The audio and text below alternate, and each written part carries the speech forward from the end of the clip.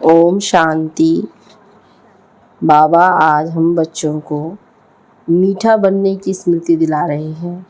बाबा कहते हैं ये दुनिया बहुत कड़वी है, आप बच्चों को मीठी दुनिया में जाना है, क्योंकि मीठा बाप मिला है और अपने आप को मीठा बनाना है। बाबा फिर समझा रहे हैं कि भोजन पर अपना विशेष ध्यान देना है, क्योंकि जैसा अन्न होता है वैसा मन होता है। अपने मन को शुद्ध और सात्विक श्रेष्ठ बनाने के लिए, मन में शुद्ध विचार भरने के लिए हमारा भोजन भी शुद्ध होना चाहिए।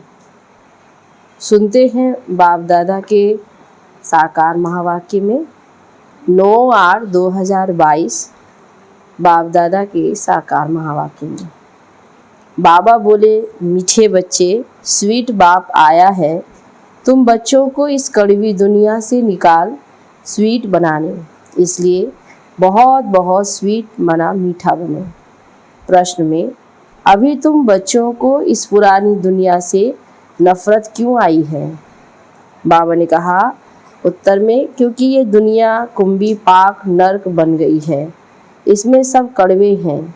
कड़वा पतित को कहा जाता है।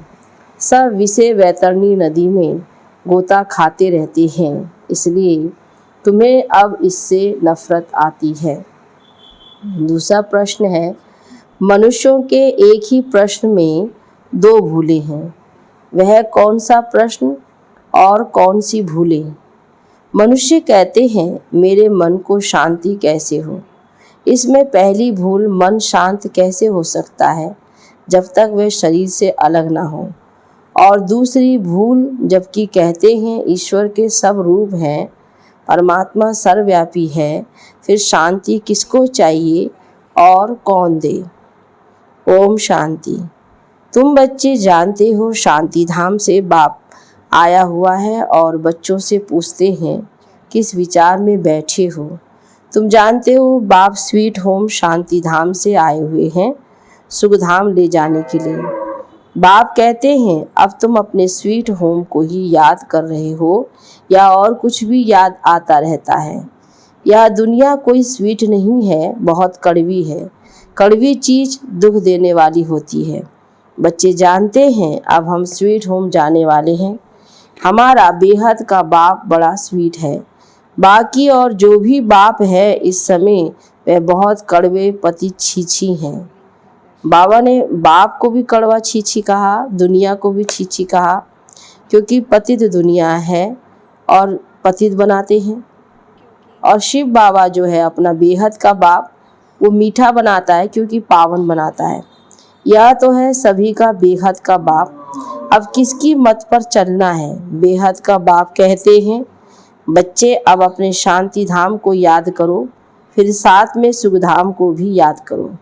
इस दुख धाम को भूल जाओ। इनको तो बहुत कड़ा नाम दिया गया है, कुंभी पाक नर्क, जिसमें विषय वैतरणी नदी बहती है। बाप समझाते हैं ये सारी दुनिया ही विषय वैतरणी नदी है। सब इस समय दुख पा रहे हैं, इसलिए इनसे नफरत होती है। बहुत गंदी दुनिया है, इससे तो वैराग आना चाहिए। जैसे सन्यासियों को वैराग आता है घरबार से, समझते हैं स्त्री नागिन है, घर में रहना गोया नरक में रहना, तो गोता खाना है, ऐसा कह छोड़ जाते हैं। यूँ तो दोनों ही नरक के द्वार हैं। उनको घर में अच्छा नहीं लगता है, इसलिए जंगल में चले जाते हैं। तुम घर बार छोड़ते नहीं हो, घर में रहते हो, ज्ञान से समझते हो। बाप बच्चों को समझाते हैं यह विषय वैतरणी नदी है, सब भ्रष्टाचारी बनते रहते हैं। अभी तुम बच्चों को शांति धाम ले चलेंगे, वहाँ से तुमको क्षीर सागर में भेज देंगे। सारी दुनिया से वैराग दिलाते हैं, क्योंकि इस दुनिया में शांति है नहीं। सब मनुष्य मात्र शांति के लिए कितना माथा मारते रहते हैं। सन्यासी आदि कोई भी आएंगे, कहेंगे मन को शांति चाहिए, अर्थात मुक्ति धाम में जाना चाहते हैं। प्रश्न ही कैसा पूछते हैं? मन तो शांत हो नहीं सकता जब तक आत्मा शरीर से अलग ना हो। एक तो कहते हैं ईश्वर सर्वव्यापी है, हम सब ईश्वर के रूप हैं, फिर ये प्रश्न क्यों? ईश्वर को शांति क्यों चाहिए? बाप समझाते हैं शांति तो तुम्हारे गले का हार है। तुम कहते हो हमको शांति चाहिए, पहले तो बताओ हम कौन। आत्मा अपने स्वधर्म और निवास स्थान को भूल गई है। बाप कहते हैं तुम आत्मा शांत स्वरूप हो, शांति देश की रहने वाली हो। तुम अपने स्वीट होम और स्वीट फादर को भूल गए हो। भगवान होता ही है एक, भगत है अनेक। भगत तो भगत है, उनको भगवान कैसे कहेंगे। भगत तो साधना प्रार्थना करते हैं हे भगवान, परंतु भगवान को भी जानते नहीं हैं, इसलिए दुखी बन पड़े हैं। अभी तुम समझ गए हो कि असल में हम शांति धाम के रहवासी थे, फिर सुख धाम में गए, फिर रावण राज्य में आए हैं। तुम ऑलराउंडर पार्ट बजाने वाले हो। पहले तुम सतयुग में थे, भारत सुखधाम था, अभी तो दुधाम है। तुम आत्माएं शांति धाम में रहती हो, बाप भी वहाँ ही रहते हैं। बाप की फिर महिमा है पतित पावन, ज्ञान का सागर है। पावन बनाते हैं ज्ञान से, ज्ञान का वह सागर है, इसलिए ही उन्हें पुकारते हैं। तो इससे सिद्ध है कि वहाँ यहाँ ज्ञान नहीं है। जब ज्ञान सागर आए, उससे ज्ञान नदियाँ निकले, तब ज्ञान स्नान करे। ज्ञान सागर तो एक ही परमपिता परमात्मा को कहा जाता है। वह जब आए, बच्चे पैदा करे, तब उनको ज्ञान मिले और सद्गति हो। जब से रावण राज्य शुरू होता है, तब से भक्ति शुरू हुई, अर्थात पुजारी बने। अब फिर तुम पूज्य बन रहे हो। पवित्र को पूज्य और पतित को पुजारी कहा जाता है। सन्यासियों को फूल चढ़ाते हैं, माथा टेकते हैं, समझते हैं वे पावन है, हम पतित हैं। बाप कहते इस दुनिया में पावन कोई हो नहीं सकता परमात्मा पिता के सिवाय। बाबा कहते इस दुनिया में अभी कोई भी पवित्र हो नहीं सकता। ये तो विषय वैतरणी नदी है। क्षीर सागर विष्णुपुरी को कहा जाता है, जहाँ तुम राज्य करते हो। बाप कहते हैं बच्चे अपने को आत्मा समझो और स्वीट होम को याद करो। कर्म तो करना पड़ता है। पुरुषों को धंधा धोरी, माताओं को घर संभालना पड़ता है। तुम भूल गए हो, इसीलिए अमृत वेले का टाइम बहुत अच्छा है। बाबा याद दिलाते हैं कि भूल ना जाओ, उस समय याद करो, सबसे अच्छा समय अमृत वेले का, जबकि दोनों फ्री हैं।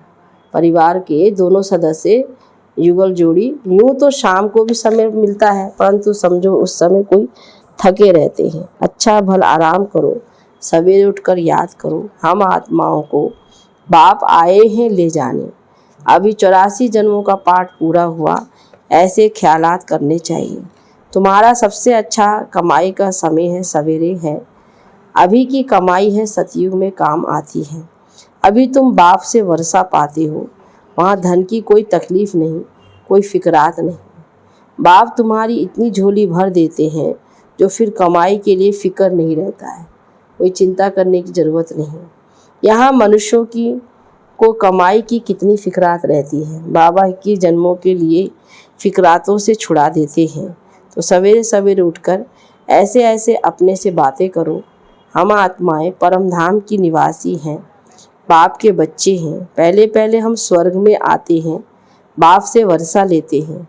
बाप कहते हैं 5000 वर्ष पहले तुम कितने माला माल थे, भारत स्वर्ग था, अब तो नरक दुर्धाम है। एक ही बाप सर्व का सदगति दाता बनता है। एक दो को याद दिलानी चाहिए। सतयुग में सिर्फ भारत था, उसको स्वर्ग जीवन मुक्त कहा जाता है, नरक को जीवन बंद कहा जाता है। पहले सूर्यवंशी चंद्रवंशी राज्य था, फिर वैश्य शूद्रवंशी राज्य हुआ है। आसुरी बुद्धि होने के कारण मनुष्य एक दो को दुख देते हैं। हर एक लौकिक बाप भी बच्चों का सर्वेंट बनते हैं, विकार में जाकर बच्चे पैदा करते हैं, उन्हों की संभाल करते हैं, फिर उन्हों को नरक में ढकेल देते हैं। बाबा कहते पतित भी बनते हैं और बनाते हैं। जब वे विषय वैतरणी नदी में गोते खाने लगते हैं तो इसमें बाप खुश होते हैं। तो भोले हुए ना, यह पारलौकिक बाप भी तो भोला है, बच्चों का सर्वेंट है। वे लौकिक बाप बच्चों को नरक में डाल देते हैं और यह पारलौकिक पिता शांति धाम स्वर्ग में ले जाते हैं। मेहनत तो करते हैं ना, तो कितना भोला है, अपना परम धाम छोड़कर आए हैं। देखते हैं आत्माओं की कितनी दुर्गति हो गई है। मेरे को गाली ही देते रहते, मुझे जानते नहीं। मेरे रथ को भी गाली दे, कितने झूठे कलंक लगा दिए हैं। तुम्हारे पर भी कलंक लगाते हैं, श्री कृष्ण पर भी कलंक लगाते हैं। परंतु कृष्ण जब गोरा है तब कोई कलंक लग नहीं सकता, जब सावरा बनता है तब कलंक लगता है। बाबा कहते हैं सतयुग में जब आत्मा होती है तो उसको कोई भी कलंक लगा ना सके। जो गोरा था वह अब सावरा बना है, इसलिए कलंक लगता है। गोरे पर तो कलंक लग ना सके। आत्मा पवित्र से जब अपवित्र बनती है तब गाली खाती है। बाबा भी इस पुरानी दुनिया पतित दुनिया में आते हैं, इसलिए यहाँ के पतित आत्माएं बाबा को गाली देती हैं। ये ड्रामा तो बना हुआ है। मनुष्य बेचारे कुछ समझ नहीं सकते हैं, बहुत मूंझते हैं, पता नहीं यह किस प्रकार का ज्ञान है। शास्त्रों में तो यह है नहीं, ये भूल गए हैं। शिव शक्ति भारत माताओं की सेना ने क्या किया था।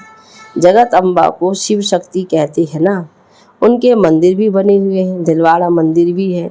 दिल लेने वाला तो एक शिव बाबा ही हुआ ना। ब्रह्मा भी है, फिर जगत अम्बा, और तुम कुमारियाँ भी हो, महारथी भी हो। हूबहू तुम प्रैक्टिकल में हो। वह तुम्हारा जड़ यादगार कायम है। यह जड़ यादगार खत्म हो जाएंगे, फिर तुम सतयुग में होंगे। वहाँ ये यादगार आदि होते नहीं। 5000 वर्ष पहले भी ऐसे बैठे थे, यादगार बना था। फिर सतयुग त्रेता में राज्य किया, फिर भक्ति मार्ग में पूजा के लिए ये यादगार बनते हैं। ब्रह्मा विष्णु शंकर को भी तुम जान गए हो। विष्णु सो ब्रह्मा, ब्रह्मा सो विष्णु, 84 जन्म लगते हैं। अभी फिर तुम पुरुषार्थ करते हो। फॉलो मम्मा बाबा को करना चाहिए। जितना पुरुषार्थ करेंगे उतना गोरा बनेंगे। पति से पावन बनने का पुरुषार्थ कितना सहज बाप सिखलाते हैं। बाप को और स्वीट होम को याद करते रहेंगे तो तुम स्वर्ग के मालिक बन जाएंगे। यह टेप मतलब आदत डालनी है, सवेरे उठ याद करने की। फिर जब पक्के हो जाएंगे तो चलते फिरते याद रहेगी। हमको तो स्वीट होम, स्वीट राजधानी को ही याद करना है। पहले हम सतो प्रधान बनेंगे, फिर सतो रजो तमो में आएंगे। इसमें कोई संशय उठ नहीं सकता, मूंझने की बात ही नहीं। पवित्र रहना ही है। देवताओं का भोजन भी कितना पवित्र होता है, तो हमको भी बहुत परहेज में रहना चाहिए। देवी देवताओं को हमेशा शुद्ध सात्विक भोजन ही स्वीकार कराया जाता है। बाबा कहते हैं हम बच्चे भी भविष्य में ऐसे ही देवी देवता बनेंगे, इसलिए हमारा खान पान रहन सहन भी ऐसा ही शुद्ध पवित्र होना चाहिए। तो बाबा ने कहा इसमें पूछने की बात भी नहीं रहती। परहेज करने में बुद्धि समझती है, एक तो विकार सबसे खराब है, दूसरा शराब कबाब भी नहीं पीना है, बाकी लहसुन प्याज आदि की और पतित के भोजन की दिक्कत पड़ती है। बाप समझाते हैं पवित्र भोजन तो कहाँ मिलेगा नहीं, सिवाय ब्राह्मणों के। बाप की याद में रहना पड़े। बाबा कहते परिवार में बहुत सी ऐसी दिक्कतें आती है, क्योंकि ज्ञान में सभी लोग तो चलते नहीं हैं, इसलिए बहुत मजबूरी होती है। इसलिए बाबा ने कहा कि मजबूरी में भी ऐसे बच्चों को खाना भोजन करना पड़ता है। तो बाबा ने कहा बाप की याद में रहना पड़े। जितना तुम याद में रहेंगे तो पावन बन जाएंगे। बुद्धि से समझना होता है, हम अपने को किस युक्ति से बचाते रहें। बुद्धि से काम लेना है, गृहस्थ व्यवहार में भी रहना है, इसलिए लौकिक से भी रिश्ता रखना है, उन्हों का भी कल्याण करना है, उन्हों को भी ये बातें सुनानी है। बाप कहते हैं पवित्र बनो, नहीं तो सजाएं बहुत खाएंगे और पद भी भ्रष्ट हो जाएगा। माला पास विद ऑनर की बनी हुई है। अभी सबके कयामत का समय है, सबके पापों का हिसाब किताब चुकतू होना है। तो बाबा ने समझाया है याद से ही विकर्म भस्म होंगे, इसमें ही मेहनत है। ज्ञान तो बड़ा सहज है, सारा ड्रामा और झाड़ बुद्धि में आ जाता है। बाकी स्वीट बाप, स्वीट राजधानी और स्वीट होम को याद करना है। अभी नाटक पूरा होता है, घर जाना है, पुराना शरीर छोड़ सबको वापस जाना है, यह पक्का रखना है। ऐसे याद करते करते शरीर छूट जाएगा और तुम आत्माएं चली जाएंगी। बहुत सहज है। अभी तुम सम्मुख सुनते हो और बच्चे टेप से सुनेंगे। बाबा कहते पहली पहली मुरली सुनते हैं बाबा के सम्मुख मधुवन में आकर के, जब साकार में बाबा से अभी मिल रहे हैं। और फिर दूसरा बाबा ने कहा बच्चे टेप से सुनेंगे, बाद में एक दिन टेलीविज़न पर भी ये ज्ञान सुनेंगे व देखेंगे जरूर। तो बाबा के उस समय साकार समय के बोल थे ये। अभी हम देखते हैं कि हम टेलीविज़न के द्वारा सुनते हैं, देखते हैं, सब कुछ होगा। पिछाड़ी वालों के लिए तो और ही सहज हो जाएगा। हिम्मते बच्चे मत दे बाप, यह भी प्रबंध हो जाएगा। सर्विस करने वाले भी अच्छे होंगे तो बच्चों की उन्नति के लिए यह भी सब प्रबंध अच्छा हो जाएगा। वह भी जिसको चाहे ले सकते हैं। एक बाप को ही याद करना है। मुसलमान लोग भी सवेरे सवेरे फेरी पहनते हैं और सबको जगाते हैं, उठकर अल्लाह को याद करो। इस समय सोने का नहीं है, वास्तव में ये अभी की बात है। अल्लाह को याद करो क्योंकि तुमको बहिश्त की बादशाही मिलती है। बहिश्त को फूलों का बगीचा कहा जाता है। वह तो ऐसे ही गाते हैं, तुम तो प्रैक्टिकल में बाप को याद करने से देवता बन रहे हो। ये सवेरे उठने का अभ्यास अच्छा है। सवेरे का वायुमंडल बहुत अच्छा होता है। 12 बजे के बाद सवेरा शुरू होता है। प्रभात का टाइम 2-3 बजे को कहा जाता है। सवेरे उठ शांति धाम और सुख धाम को याद करना है। अच्छा मीठे मीठे सिकिल दे बच्चों प्रति माता पिता बाप दादा का याद प्यार और गुड मॉर्निंग। रूहानी बाप की रूहानी बच्चों को नमस्ते। रूहानी बच्चों की रूहानी बाप दादा को गुड मॉर्निंग, नमस्ते बाबा, नमस्ते। धारणा के लिए मुख्य सार, बाप की याद में रहे पवित्र शुद्ध भोजन खाना है। अशुद्धि से बहुत बहुत परहेज रखनी है। मम्मा बाबा को फॉलो कर पवित्र बनने का पुरुषार्थ करना है। दूसरी पॉइंट में सवेरे सवेरे उठ स्वीट बाप और स्वीट राजधानी को याद करना है। इस कयामत के समय में बाप की याद से ही सब हिसाब किताब चुकतू करने हैं। वरदान दिया बाबा ने अपनी निश्चिंत स्थिति द्वारा श्रेष्ठ टचिंग के आधार पर कार्य करने वाले सफलता मुद्ध हों। कोई भी कार्य करती सदा स्मृति रहे कि बड़ा बाबा बैठा है, तो स्थिति सदा निश्चिंत रहेगी। इस निश्चिंत स्थिति में रहना भी सबसे बड़ी बादशाही है। आजकल सब फ्री के बादशाह हैं और आप बेफिक्र बादशाह हो। फिक्र के बादशाह हैं और आप तो बेफिक्र बादशाह हो। जो फिक्र करने वाले होते हैं उन्हें कभी भी सफलता नहीं मिलती, क्योंकि वह फिक्र में ही समय और शक्ति को व्यर्थ गवा देते हैं। जिस काम के लिए फिक्र करते वह काम बिगाड़ देते। लेकिन आप निश्चिंत रहते हो, इसलिए समय पर श्रेष्ठ टचिंग होती है और सेवाओं में सफलता मिल जाती है। स्लोगन में ज्ञान स्वरूप आत्मा वह है जिसका हर संकल्प हर सेकंड ही समर्थ है। अच्छा, ओम शांति, ओम शांति।